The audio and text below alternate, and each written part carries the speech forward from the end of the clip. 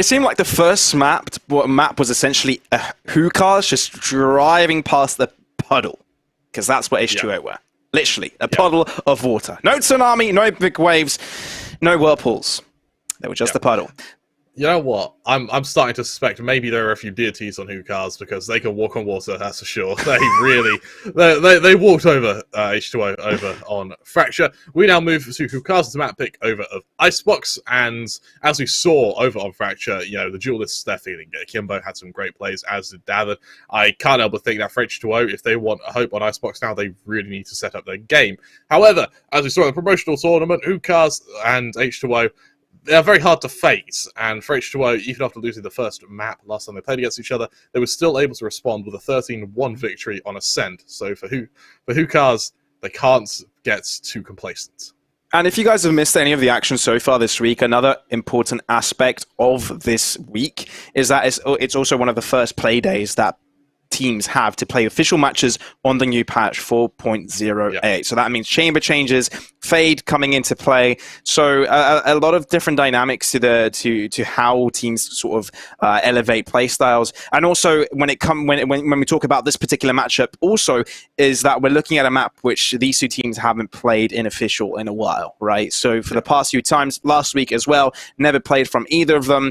So yeah, we're walking into unknown territory, both meta-wise, but also in a way which we don't quite know how these teams like approaching the game. So a lot of this also comes in hand with what teams these guys are scrimming, right? What teams are they scrimming? And I'm pretty sure none of these are scrimming each other.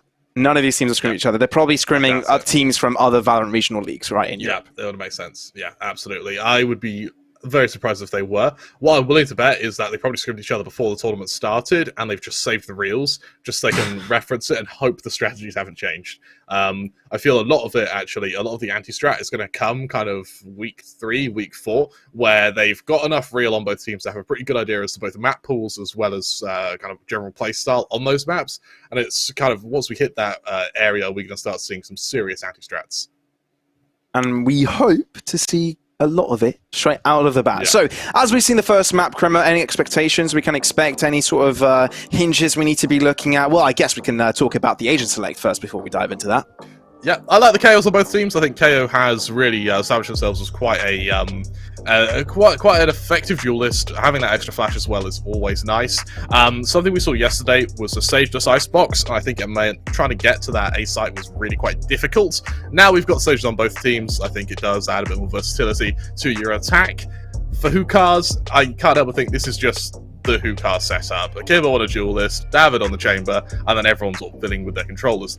Over on H2O, I don't think we've seen a kind of set composition that they've been relying on. It's been different stuff every time they've played, and now with Fake Ananas on the KO, I quite like that. I won't lie, I do quite like that, and we've seen how effective Alex can be on the chamber as well, so this chamber duel for me is the thing to watch out for. It's a mirror comp. We've seen a lot of teams kind of take different approaches on this. For example, it was Team Finest that kind of played the Jet with this, using it to kind of find elevated ground. We saw Omen quite a bit also. And yeah, I guess we've already said goodbye to the Reyna meta on Icebox as well, taking space with her because Chambers kind of put into that position, taking space without really being punished. And yeah, we're kind of seeing that consistent. So mirror comp all around. Yeah, I do like this general composition for Icebox. As we have Hookah starting on their attack. Remember, this is their map pick. This is their home ground, their home territory. For H2O, that means that they need to be bringing their A game. Early on, it looks like a bit of a default from Hookahs. A slow list over to B, but nothing too convincing as of yet. By the way, if H2O get a win today, it'll be their first ever win in Polaris. Yeah. In the regular season, of course, because to get here, they have to go through qualifiers. But for the second time, it's kind of interesting looking at the skill disparity, right, of the actual league and the teams under it. Oh, that's a clean opening. Fake Ananas falls. Alex hoping to catch out the rotations away from A, though.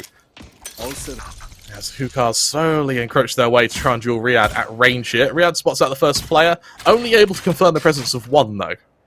Yeah, at first there was no commitment, but now with the spike coming through, I may need to second guess that's a statement. Mid movement coming in from Hadi.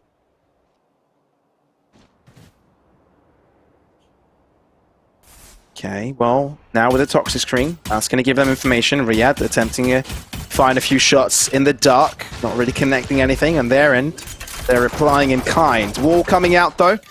Must simply getting the spike down. They're going to be seeing a 5 versus 5 retake. Well, 5 versus 4. Taking an SFL instantly. True. So, H2O, get ready to make up for that player disadvantage. Oh, Mars! The confident go for that, knowing that Hattie is probably alone. And there's no one there to kind of refrag it. Insane. And H2O already being down in numbers. Hookahs are happy to take these trades. Toxic screen goes down, and every single one of the Hookahs players are lined up on a different position to take on that fight. I really like how Must plays that round. It's, yes, as you mentioned, that's a ballsy swing to just assume that Hattie's alone there. But I think even if Hattie isn't alone, in a 4-on-5, you only need to kill one player. And then even if you're traded 4-on-3, you still have the advantage. That spike is still already down. You're just pressing the advantage even further. So I really like that almost selfless attempt at just making the life of the teams a bit easier there from Must, as Hookahs are going to be able to play bonus now against the eco of H2O. I'm glad we're not seeing a Force Spy, because we're still yet to see a Force Spy actually work from any of the teams here. I love that that is becoming a narrative. Like, yesterday got ingrained in our brains. Don't Force Spy second round! Even in APAC, when we see a Force Spy, it rarely works. So I'm glad that it's a Hail Mary. Really, it shouldn't be the default, as it will be now a 5-on-5 retake. It's a type of thing that you always say, don't do it. For example, there's a Viper's Pit. Don't go through it. It's always a bad idea. I mean, more often than not it is. Yeah, okay, there's an odd time that's going to work, but you're playing with possibilities. You're playing with odds that are always stacked up against you. Say you're playing with fire, but you're playing with acid, which I would argue is even worse. Yeah. Okay, David is going to have a fun time lining people up without him even wanting to.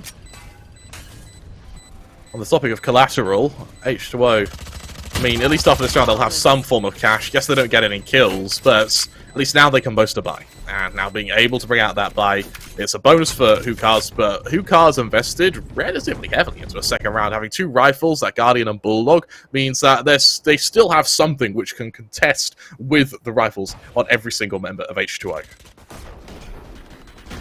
There are these plushies all around this map. For example, the penguin we saw, that I just wish they were plushies, man. I just wish I could make a collection off of these plushies. Just look at it. It's so cute. Would you like a plushie like that? You know what I would like is if they interacted with the environment, so you could blow them to bits with a Guardian. You are a brutal That sounded a lot more morbid than I had in my head. But hey, you're having a bad game, you're a bit angry with yourself, go blow up a plushie, and then you'll feel great afterwards. Feels like a very American thing to do, you know, go to your backyard, pick up your automatic rifle and just shoot at things. Destroy a plushie. Leading the charge here. H2O doing a fairly good job at least delaying the push with the use of utility. However, it's only delaying, it's not stopping. They need a kill if they want Hookahs to back off here.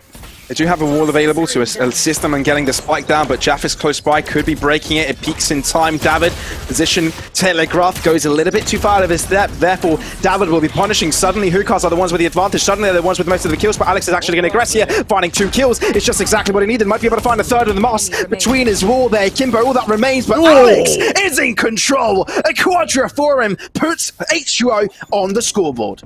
Hell of a round from Alex there, and that's just what you want from one of your duelists, to wake up, to introduce himself, and to do so with a 4K Pavlos. Hookahs do find themselves, they're still in the lead, 2-1, a spike plant is going to help with a little bit of cash. However, H2O, they've stroked back, they've slapped back, and now for Hookahs, that may be a humbling experience now, to potentially slow any, what may have been ballsy peaks planned.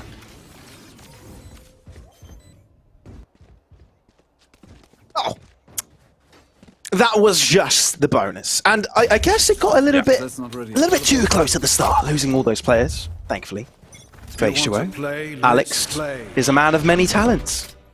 Oh, now he boasts a shotgun tour de force. Shotgun tour de force. This is a very close angle for that weapon. Sunshine doesn't dare peek it either. I like how Sunshine has an inkling that as a player holding his position. And it's a position you often won't see Akimbo throwing his dagger to, so there's low risk in him not being able to get out of here. But the Owl Drone is where you kind of say no to that and get the hell out of dodge. Yeah, absolutely. And with both Tour de Forces being used, that's it for ultimate usage this round. Question is, who's going to be able to strike first? Who's going to be able to get this player advantage? It's David, as H2O lose one of their members. This is really where we're seeing Look at this rotation. the chambers being highlighted. This is really where we're starting to see that from David and Alex alike. Both with their tour de force. The A site opened up, of course, for the Hookah side as H2O got moved and drawn towards this B site. Still with an opportunity. Just depends if they find these initial picks. If they do not, the endeavor becomes a much more tough affair. Hookahs. Now, just taking their time, getting into these aftermark positions, and this time not over-peaking. I really like this. It shows the respect they're now starting to give H2O, having seen the result of last round. Oh, Mast. There he is with the right lineup. Hookahs seem to be in control of this. Although a wall does come by and it makes the defuse possible for a little bit, Alex! No way he can save this. With a tour de force, I don't think he's been spotted coming to the sideline, but he's running out of time. Misses out on the shot. There's a wall there that will stop him from defusing shot dart. Alex will drop in again. A kill is all that is getting, maybe a double. Everyone will be dying this round, but it's a round for Hookahs nonetheless. I tell you what, for Alex, even though that round, as you mentioned, wasn't won, the confidence you build off the back of that, that's 8 kills in 2 rounds now for Alex. And if, like, as we said, there are some big consistency issues, I think, with Alex. But when Alex is good, he's unstoppable. And for Hookahs, they now need to find a way to shut him down, break that confidence before it's too late. Well, that's one way to do it. That is one way to do it. Even on the exits, though, he's still getting those kills. It is, unfortunately, going to have to be an eco now for H2O. They can't quite commit to forcing again and again. But Alex, is that confidence going very aggressive now? That is quite an aggressive play, not gonna lie. But it's desperation, right? You've got pistols, you gotta try and make something happen, and obviously, it's not gonna work out too well. But there's still capabilities.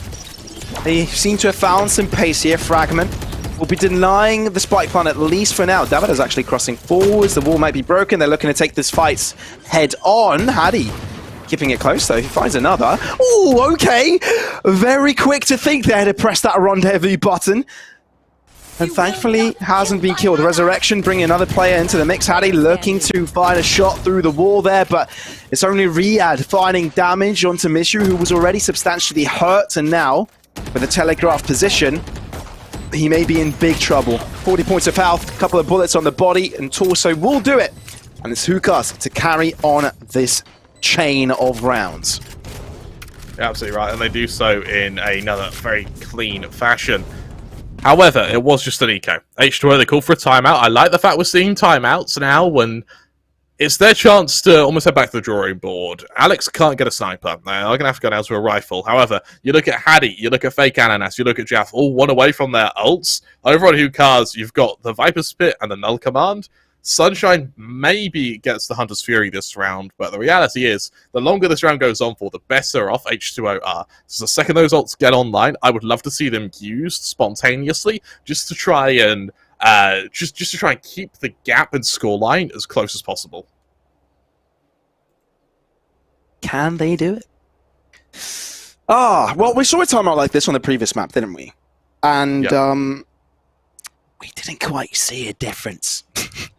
After it might be a little bit too painful to say, but quite honestly, I think H2O are heavily struggling to read Hookahs' minds.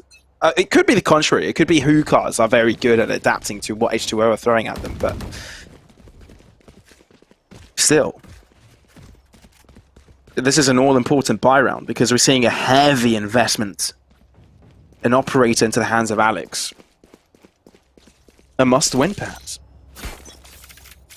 It very well could be. It very well could be. For now, Hookahs going for a bit of aggression outside. I'd be hoping to get this opening. Alex going aggressive with this op. I like the fact of seeing this aggression from Alex. Chance to build even more confidence here, but David is being so damn passive. He knows that if you give Alex an inch, he will take a mile. That he will. Be wary, young traveller. For their Alex is hiding in the bush, as well as David's. And they can pull a punch. Heavy hitters. Alright, fragment onto the site. That's a very aggressive push. They're looking to take this site holistically. Spike will be placed. Oh, Akimbo is down though. And no one is there to res him. No one is there to bring him back to life, but at least he will be denying the capabilities of abilities so far. Viper's Pit enabled for Hookahs. And this just complicates H2O situation even further. Akimbo finally eliminated here. Hattie holding down his line with a rotation of David, crumbling under pressure. Mishu though, very aggressive in his position. Masked out of the shadows, and it's Riyad to find the headshot. And it's H2O with a chance. The right time is dwindling, and Sunshine is yet to be tested. Jaf finds a shot. Mishu isn't able to do it. Timing. The defuse will come through, and H2O have the delicacy of choosing who will be the diffuser as well. H2O don't drop a player and get the dub. They also get that Hunter's Fury up on Riyad by handing him the defuse there. Really, really strong stuff from H2O. A solid retake, and don't get me wrong, it's certainly not a passive affair. All of them get tagged, but none of them fall. Hookahs really struggling on the trades there. For Sunshine, heartbreaking timing. Mishu's unable to trade, and for H2O, just a very, very solid retake, actually using the Viper's Pit against Hookahs there by allowing themselves to just overwhelm their opponents. Now, you look at the ult management, H2O definitely the ones with the advantage here. More importantly, on the economic management as well, Hookahs do not have a pretty buy here. A little bit of overconfidence, I believe, from the Hookahs side there on the attack. Firstly, Akimbo regressing very deep onto the site. Yeah, I guess he had that capability of staying alive with his ultimate, but when you've got no player available to help you out, not so easy. Of course, the Viper's Pit also, players moving in and out of it, not making it simple. But now we've entered a different realm, different round, and due to the fact that H2O won that, they no longer have that economical crutch to hurt them. I love that Viper's Pit usage as well. I like how it was delayed a little bit, just so Hookahs burn a bit of time going for kind of essentially B control here. They see the Viper's Pit get used, they just back off, they get the hell out of dodge, they set their gaze back to A, and with a player being tagged on the rotation now, Alex is going to be called to action, ready to potentially take some heads and kill some players. Sunshine going through mid though, a small foray to maybe even get a bit of extra control, maybe even a flank around to the Viper's Pit. They don't even pivot towards Kitchen. They take the mid approach, and it's Master find the first shot onto Riyad. That opens things up substantially. War will allow the cross, and now they've even got Sunshine helping out. It's David finding a kill onto Alex, and there's even a fake and an ass there hiding out, but the information has been relayed. It's okay to go for the straight if you've got so much side control. It's a pincer that United might be scared of now, planting towards the spawn position. Akimbo, wary of the heaven angle, but he will be able to find some movement there, but not quite the ponytail of Hattie. Still holding alive. Sunshine holding down the back line, but it's Hattie that's found most impact so far, and it's Hattie the only one that can do the rest of the damage. No! Not finding the headshots there will be the crucial part, but does have a res available and still can shoot his weapon. Faking an ass is no more. Mars switching up the position. They're starting off with a defuse, but Hunter's Fury has been brought in. It has been defused halfway. Hattie still holds on. Defuse! Oh no! The shot from Sunshine comes in with a Hunter's Fury, and Hattie cannot survive such a close round, but it's a round where Hookahs prevail. Something I want to highlight though is when your round victory is solely dependent on ult usage, it becomes very hard to mimic, because you're only going to have that ult once every kind of 3-4 rounds. For H2O, they're the ones now who are really winning these Angels, and while we are seeing kind of the odd outflank, and while Hookahs I think are winning in strategy, a straight 1v1, no one's really beating Alex as of yet. That being said, Hookahs are still 5-2 up, and Alex was kind of rid of that operator last round. Hattie now, hoping for an opening, as Alex continues very aggressive, dances almost through A. Oh, David! As I talk about same, I take it all back. I'm sorry. He's brutally fast, man. Is it David or Sonic the Hedgehog? Not quite sure. He should dye his head blue. He's David the Hedgehog. David the Hedgehog. All right, Jaff. There you go. quickly traded, but it's Hookah's getting the better end of that one. So the B site completely barren now. And open to get that spike down. Do we see a save? Ooh. After that kill, there is potential. Hunter's Fury also. Not impossible. Very true. If we don't see another kill, and quickly, I think it does have to be a safe hit. There's no cash on H2O here. Mishu spotted. Perhaps a prime opportunity to find that pick, but Mishu is clever enough to not give them that benefit. Backs away. Make sure the trade may commence, have a crossfire to work with. The engagement is coming. The fight will ensue. It's a trade, and it's Riyadh that stands. But unfortunately, Mast on that far end will just line his shots accurate to his heart. That's Hookah's.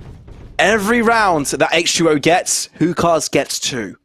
For me, 6 rounds on your attacking side, it is enough. You know, I think you can comfortably take a 6-6 on Icebox as your attack. Everything now is bonus. It's a very similar circumstance we saw on Fracture, where the rounds themselves do look relatively close, but Hookahs are still winning. And they're now at a stage where everything else is just bonus. I think in a meta where it's only just being formulated and teams are playing on the when they're playing in the dark, I think the attack side is probably your strongest because you don't have your anti-strats to the set pieces, the new set pieces they potentially have to bring. Absolutely right, Jaff. Hoping for potentially an ambush onto the close angle here. It's only pistols for H2O. That will see them want to commit to the Hunter's Fury to a round with no true follow-up.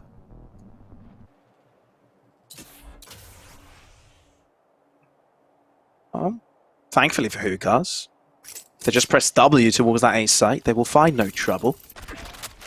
But that's not fortunate for H2O, is it? It's quite the contrary. Yeah.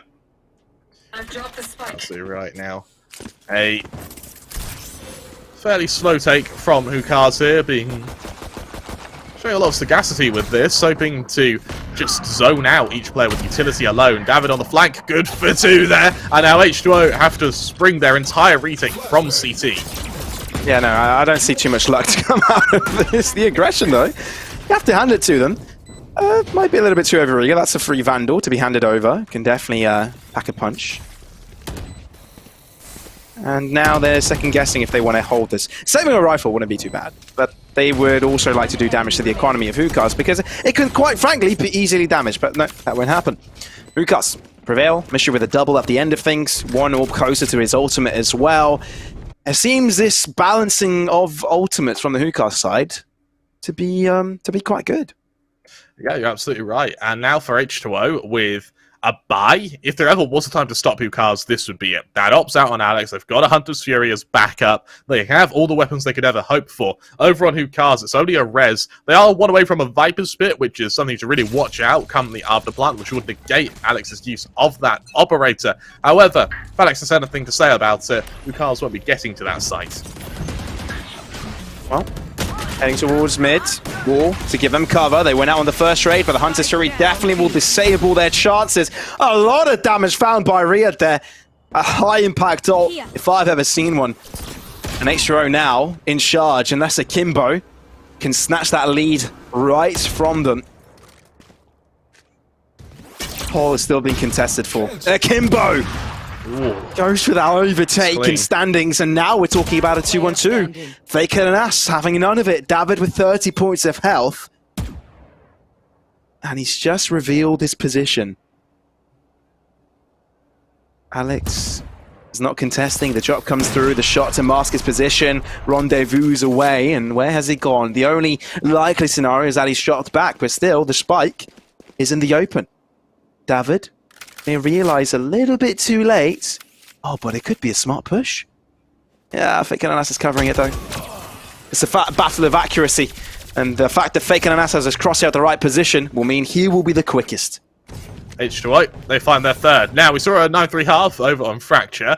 Can H2O make it a little bit better than that? Something I want to highlight is that at the moment, Akimbo is having a very quiet game on the KO. I won't lie, Pavlos. And for over on H2O, I would say Fake Ananas has had considerably more impact than Akimbo, but even when you're kind of 7-3 down, the fact that your opponent's duelist is out-fragging you does raise some alarm bells, but that is made up for by the fact that Mast is fragging out at the moment. But that impact may actually weigh on the psyche of the Hukar's duelist going into the second half. It's also your role in the team, right? If you're the person behind throwing in the flashes, yeah, maybe in the post plants, it does have some impact.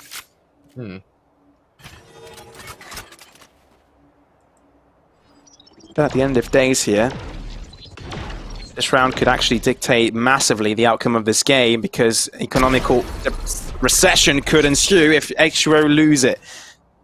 Alex, though, thankfully for him and his team, he's placed them on a pedestal. Oh, they know where Alex is, and there's no way out of it. He has to get his way out by merely taking down his opponents. Damage found on the Sunshine. David somehow.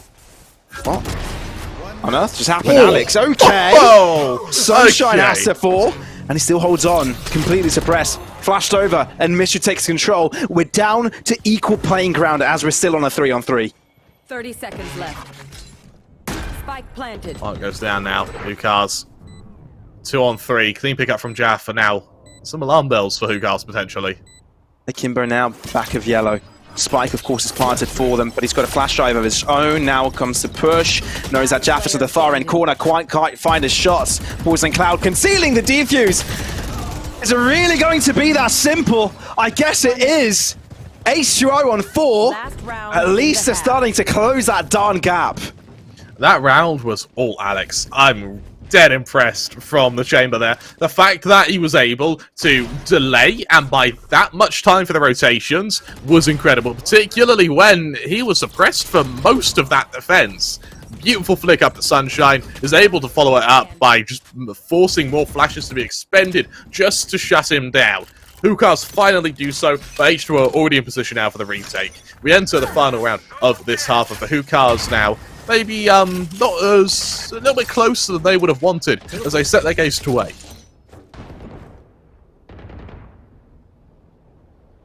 Last round of the half. Ooh, and David opens it up with the flamboyant kill out of Fake and an Ass. Just completely thrown off his feet. Alex, though, says no to that. I'm the superior chamber in this fight. Riyadh finds the back of Sunshine, and this is still a close one. Spike going down, but they're so close to this.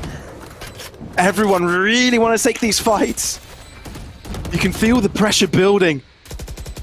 And H2O have grouped up, but careful. David slowly wrapping around and could be the cabin in the mix if they don't move in time. Flash coming through, a very impactful one. Akimbo only can attribute for one, but there's a David coming in. Now the information has been given. Is it going to be enough? Down to 2-on-2. David doing so much. But the Spike still needs to be defused from the H2O side, and Mishu knows of this. Snakebite thrown at his feet. That's going to be enough to delay it for sure. David comes through, finds a final shot, draws out the Sheriff, but Hattie finds it! Can't defuse it in time, but he's defused it already halfway. Is there time?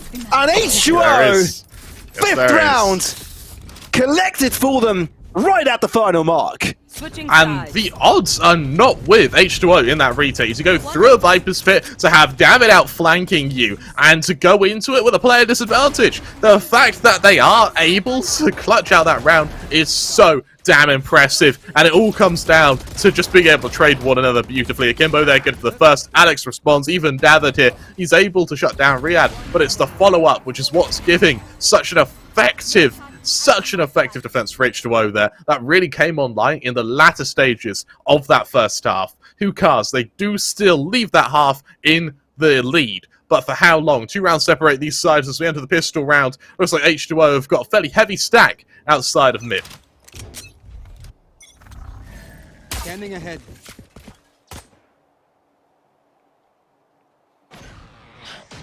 Gotta hand it to them, man. H2O really found their way back. It didn't seem doable, but they've done it. I have a quick question about Season 1 lore, which you might know. Has the H2O joke already been said? Yes. Damn it. Someone beat me to it. Not by me. I think it was Neocard that brought it up. Okay. A wordsmith, not a prediction smith, though. No.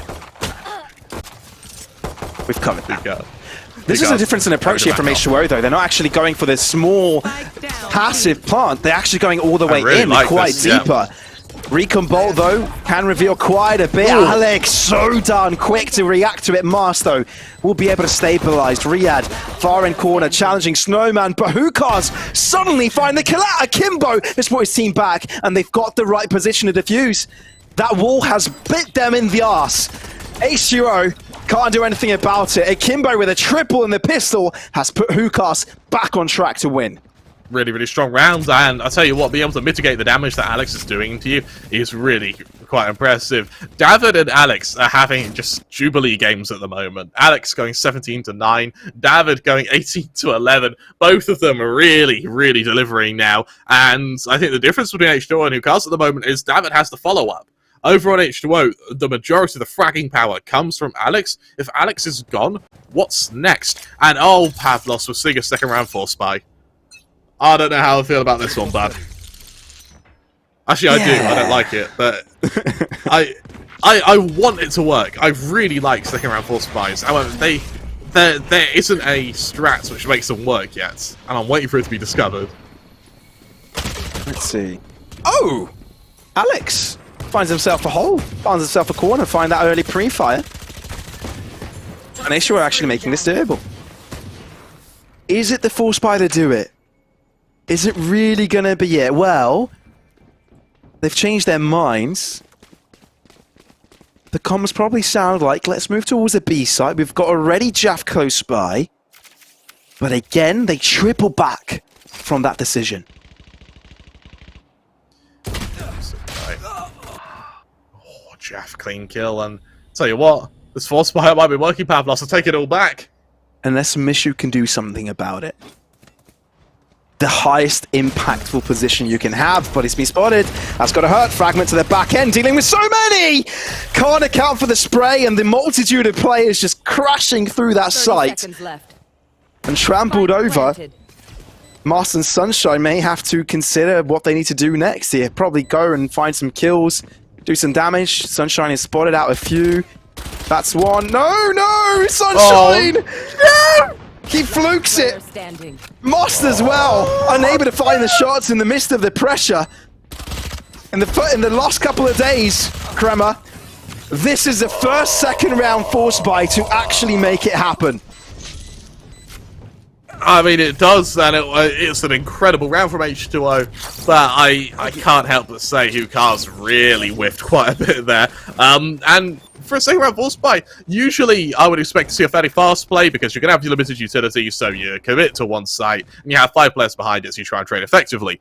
In this case, H2O, they just split up, and they just kill everyone. They just take Angel's answer when they appear, and Hookahs weren't able to match it. They were caught by surprise. Now it's down to pistols for Hookahs. They're not trying to beat H2O at their own game, as H2O is starting to be given a little bit of respect. They set their gaze to B. They look to try and catch out Davin. They're demanding respect, Kremer. They're not giving it, they're demanding it, and rightfully so. They're ones that require respect at this point. More coming out, Mars forced out into the open, quick picks to come their way. Looking to increase that liquidity, okay. Yeah, sorry, bad puns. I will not bring that up again. Mishu and David. It's the problem with the caster, isn't it? Yeah, it is. They're always those low-hanging fruits, and then you just realize, yeah, there's a reason why that's low-hanging, and no one's picked that up already, because it's just too bad. It's terrible. That's a glimpse into our lives there, because their lead's slowly being mitigated by H2O, so they find themselves with a 7th. However, Pavlos, this was the round that matters. It's going to be full buy versus the bonus of H2O. If this fails for Hookahs, then this may spell disaster for the rest of their second half. However, for H2O, even losing this round may not matter because it's just a bonus. It's Spectres. You're not expecting to win the round, but every player you kill, every bit of damage you output is going to be really felt in the wallets by Hookahs. The dangerous thing is that H2O also have a Viper Spit to work with. Tour de Force also appearing now. So that is Alex essentially going to have that long distance impact. And once the Viper Spit is down, then those Spectres and Bulldogs can really do the real damage when it comes to the post plant as well. Now, crossing forwards onto the side, looking to gain that space early with the dagger crossing through. But Akimbo has no fear. Hookahs, oh my god, Akimbo! completely stops them in their tracks, and now H2O need to scratch their heads and wonder, what on earth is our next step? That was an incredible flick from Akimbo there. We said he was having a quiet game. I mean, what a time to wake up now. As H2O set up potentially for a second wind and a second attempt at hitting the safe side. Maybe second time's a charm. A-site control on the back end, Mishu there, holding out, Sunshine close by, and Mast just a little bit further. Oh, Tour de Force has spotted it, and you know Sunshine is not peeking that one again, but he gives a call for Mishu. To move out. Not spotted now. The crucial part. Sunshine finds more damage. Hattie and Alex both fall, and Riyadh finds the same fate as its fallen comrades. Hukas sees control when it's most required.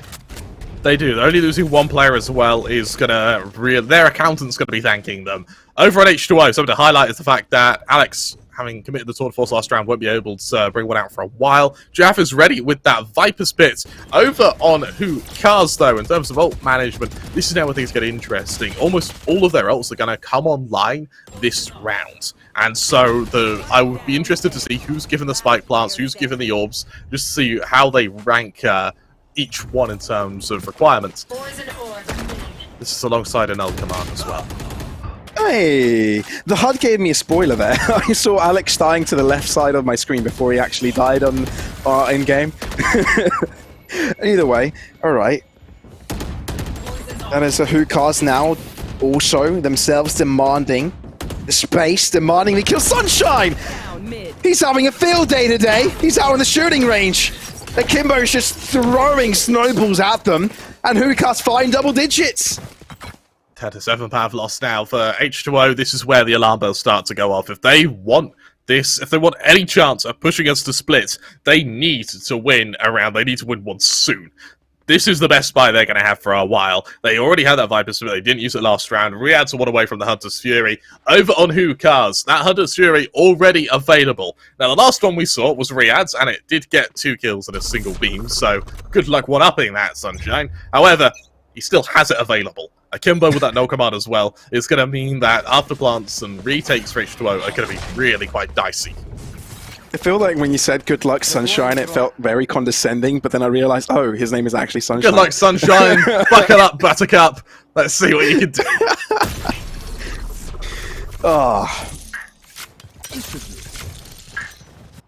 It's not doing too bad, considering this is his some of his first official appearances.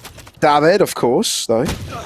He doesn't have his rendezvous, therefore sticking around and going for this is quite an aggressive maneuver.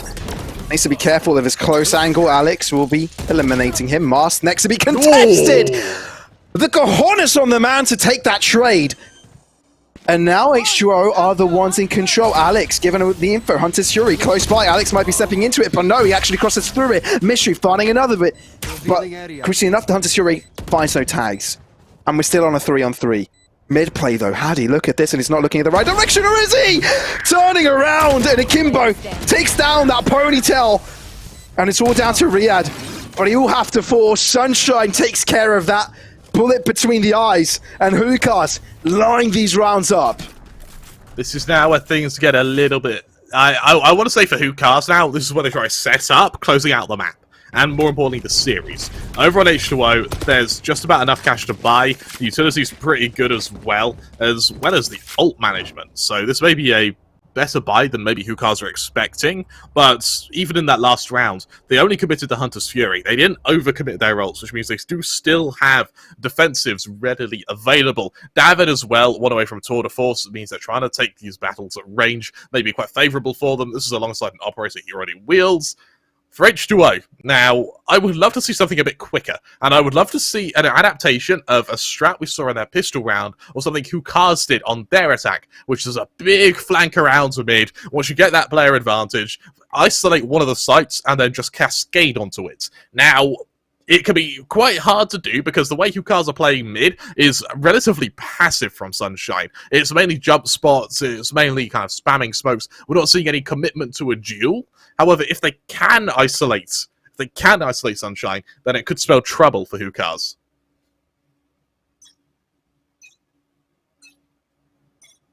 It's a wonder how H2O are now going to... Basically, this round is very much going to pressure H2O's backup plans, right? See how much depth they have. How far do their dimensions of their plans go? Deep breath. Because Hookahs have figured it out so far. And this plain aggression and shooting prowess that Alex has given them hasn't quite been enough. Ooh, can't be fun if you're masked there. Just barely out of the range and walks into it in the last second. Okay, but still, H2O start to stampede onto this B site. Hookahs hear it, wary of it, scared of it. Importantly though, respect it. Hattie falls, and that's through the box. That's a free kill going their way, and now they may even want to go for more. Alex forced out of it. Jaff challenging from mid. Sunshine knows of it, but isn't good enough for the kill.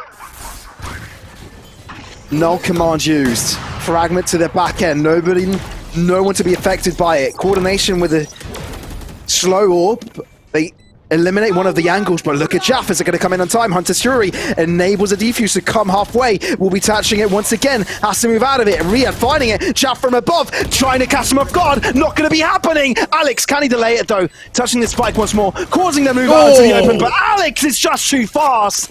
And H2O hold on. Once again, H2O, they throw their arms to the sky. They think, what could we possibly do? And as the rain slowly touches their face, they realize, oh, we have Alex. Alex, go kill. Alex, he goes, yes, master. Goes out, kills, and here we have it. 26 kills on the chamber, and another round saved from the absolute clutches of defeat by Alex. I'm sure I've started a fanfiction with that, but... who cares? They move the best investment they can. Dawn of War's going to come out on David, looking to duel Alex now with that operator.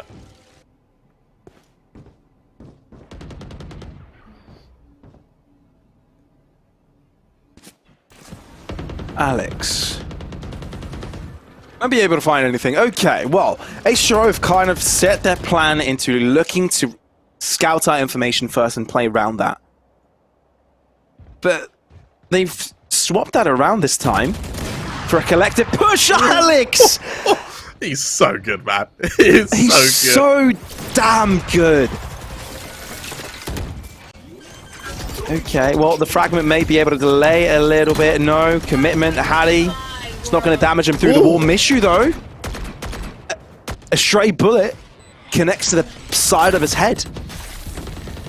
Through one ear, out the other. Not the reason why this expression exists, but brought to life.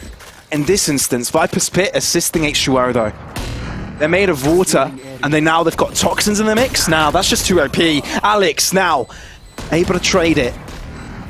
But thankfully for H2O, they're the ones in control. They're the ones now throwing in the snake bite. Sunshine looking to cause pressure. Jaff is there, finds both remaining players, and H2O keep it close.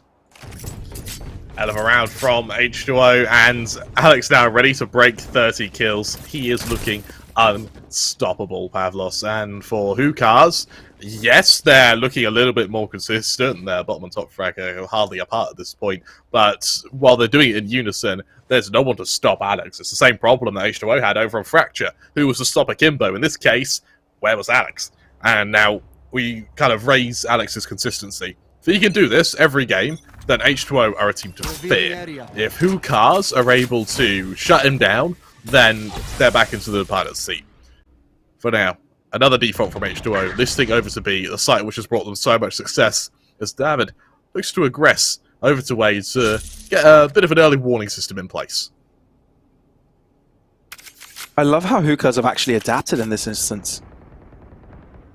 They're very much respecting the movement from H2O onto this B site. Let that spike go down, create some movement. Fragment coming in this time around, doing the damage, and Hattie falls. Important kill. Crucial. My heart goes out to Hattie. He has died 3 times in a row now getting that plant. Akimbo moving forward, so that wall is going to be very helpful for them to at least diffuse it halfway. Now with the wall breaking up, the Fragment Drive also doing a lot of damage now. Thick and Ass looking to flash forwards now, crossing in, but not quite going for the commit. If they touch the spike, they'll cause them to move out to the open. Riyadh finding another one, bouncing up to triple kills. Now he wants the Quadra. He wants more than that. Resurrection will bring an extra player into the mix, and it's not going to be good enough. Hookahs seize control and put themselves on map and series points. It is a laboured round. It is a very laboured round. Trades come back and forth. The Resurrection is committed. However, they are able to inch themselves back into the... with momentum going back in their favour. They've kept their lead, but only just. Now match and series point, the precipice of repeating history. And while history does have that nasty knack of repeating itself, sometimes pilots and pioneers like Alex like to go back and change it. And in this case, he's trying his damnness to do just that. The Tour de Force ready, rivals on everyone else. Haddy ready with a Resurrection as well against the Hookahs, who've already committed that Viper Spit on A, forcing, shoehorning H2O away from this A site. H2O. No more mistakes. None. Can't be afforded. And the rivalry continues, but it's always Hookahs that come on top. Is that really how we're going to be seeing things develop once again? Very deep scout from Alex. H2O are going to try and go through this Viper's Pit. I don't think Hookahs are anticipating this. What they've done as well is, in putting this Viper's Pit down, they've ruined any chance of being able to scout. They have the odd dagger from the KO. They also have the Owl drone ready on Sunshine, but Sunshine, he's over in mid. He can't risk leaving that position for too long. H2O now, 35 seconds left, so either stay in this series or go home with their head in their hands. The key piece of information there is that they at least know that there's one now player in that direction now, with the shooting bullets coming in, trying to find these odd kills, but that Judge can do so much! You never push a Viper's Pit! You absolutely never should do it! And this is Hookahs telling H2O why that is! Haddy, the final player for H2O, will have a short-lived life.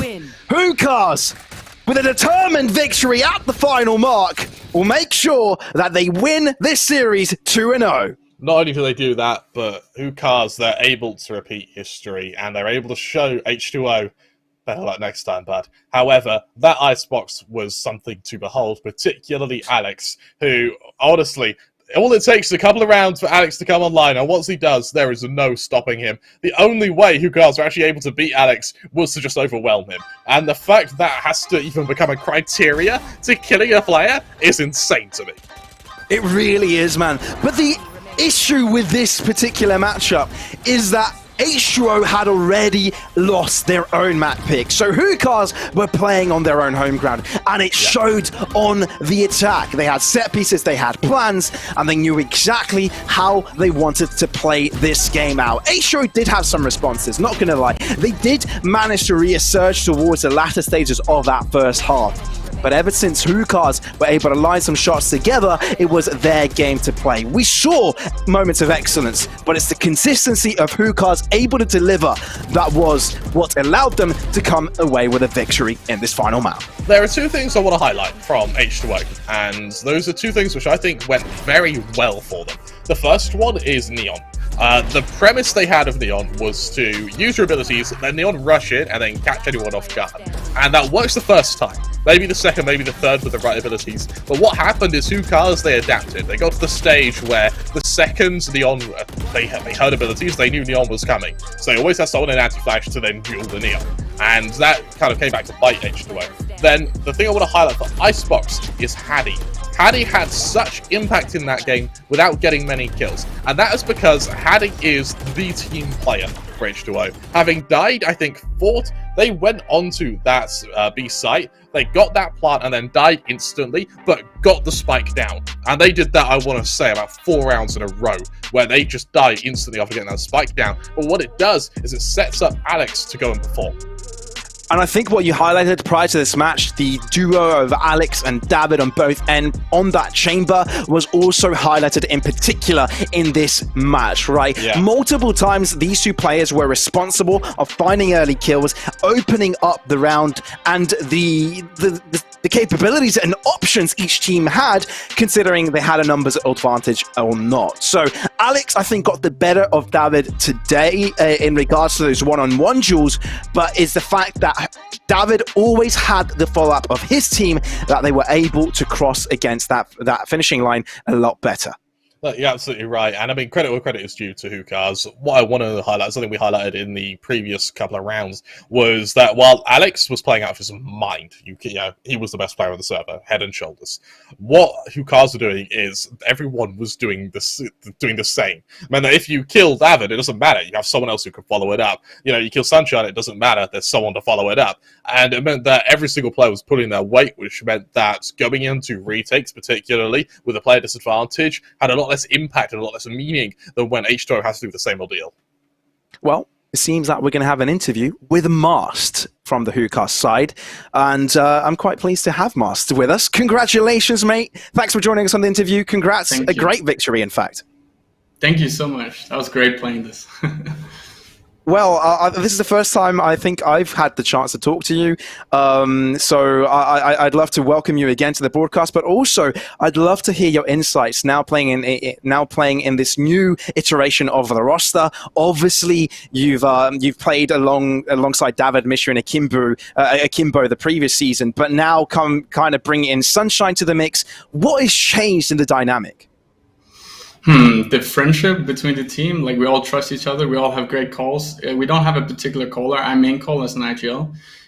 We just trust each other, and like the friendship, the synergy, like everything working together is so much easier now.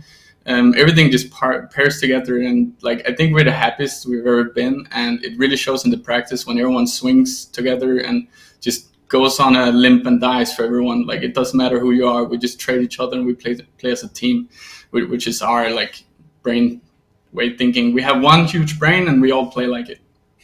I love it. Hookah's the hive mind. You at the start of the broadcast, we said, can Hookahs kind of upset some of the best teams in the league? Do you think that you can beat the likes of Excel, of Finest, of these kind of titans who are looking to go to playoffs? Absolutely. Like today, we came to justice it. All the other days, it's revenge. We're coming here to revenge every other team. We lost a lot last split. This split, we're coming for revenge. We're going to go for the throat, and we're going to try our best. And of course, I think we're going to win. We're working every single day, and we're working so hard on strats, mechanics, aim, everything. And we want this win of this split. Man, you've given us so much so far. Friendship, determination, revenge. I'm hearing a lot from you guys, and so far you've also gotten a second win in the bag over a win on Alliance also. So you've also beaten the other fully Danish team. How does it feel to have so many Danish players in this actual tournament, knowing that maybe the scene is coming, rising up? Oh, it's great. It was surprising to us that Alliance took a whole Danish team. But the Danish scene as a whole, without Polaris, is so small. So now that we have a lot of Danish guys, it's really looking bright again in VALORANT, and that's awesome. And for us to beat Alliance and show that we're the best Danish team is just a big plus. So we're really happy about this and how many Danish people is in this split. I mean, you just had a terrific victory against H2O. Do you have a message to any of your fans, any of your supporters who have tuned in to watch this game? I mean, everyone who supports us, thank you so much. We're going to show a great showing and just room in the chat, I guess. I love it. Room indeed. Room. Thanks for joining us on the interview, man. It was great having you. And congrats on your victory and enjoy your rest. Thank you. All right. Wow. That was heartwarming, twice during that interview, I was like, oh, my heart. Oh, I know. So wholesome. Just a bunch of friends playing Valorant, and they just happen to be very good at it. I mean, what more could you want, right? What more can you want? Honestly, not much. That really was an amazing match played out. Hookah's real game plan, you can see this determination in them. The results of the last season, you could tell, is nowhere near where they want to be. And I think also highlighted is this Danish scene building up, right? Little by little. We've seen Danish teams take over in other games like League of Legends and Counter-Strike. It's time for it to be the case in VALORANT as well. And this is the league where you'll be seeing that development happen, which I really love to see. Kremer, any final words before we draw things to a break?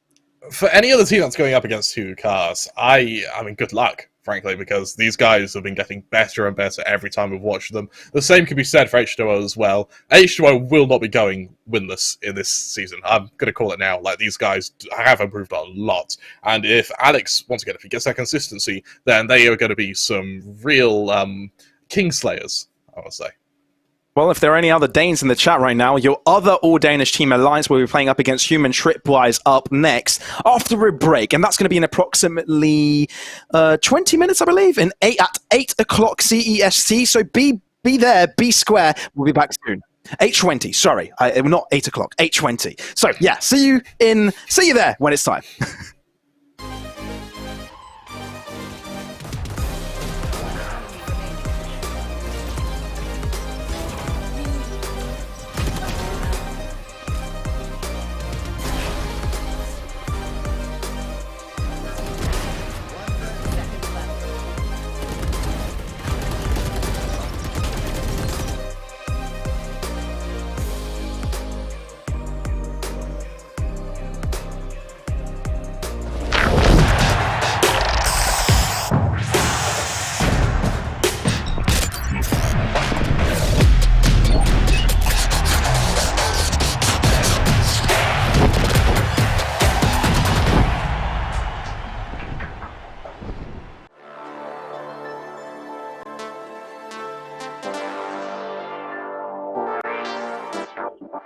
Wally. Yeah, Wally. Wally. Wally. No, 100% Wally. I love him to death. He's not toxic with the he's not toxic with us. He's toxic in rank, but he's 100% most toxic. Yeah.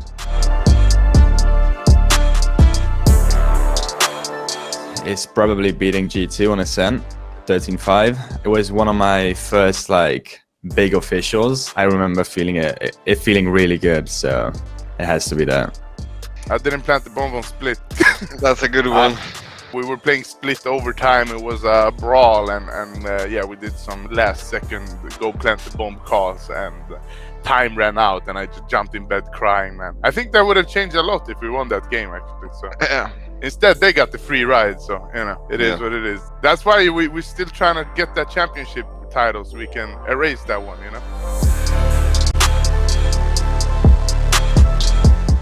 I think being open-minded is a key part of improving as a player, because this game is ever-changing, right? If you're locked in one way of playing, one way of thinking about the game, then I think you will not come far. Something very important to going pro is learning to improve, because it's not as simple as just playing ranked and grinding the game. That's you will get far, but you won't get to the top. Like Cider said, it's very important that you learn to talk as a team.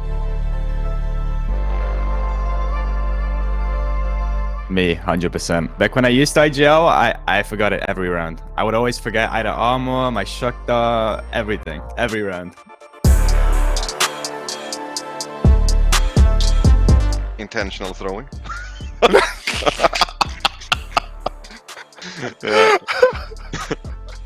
Nah, I mean, it's not intentional throwing, it's more of a check out and doesn't want to play anymore. Yeah. We had our old teammate John, he used to have all sorts of issues with his PC, but other than that, we're usually fine.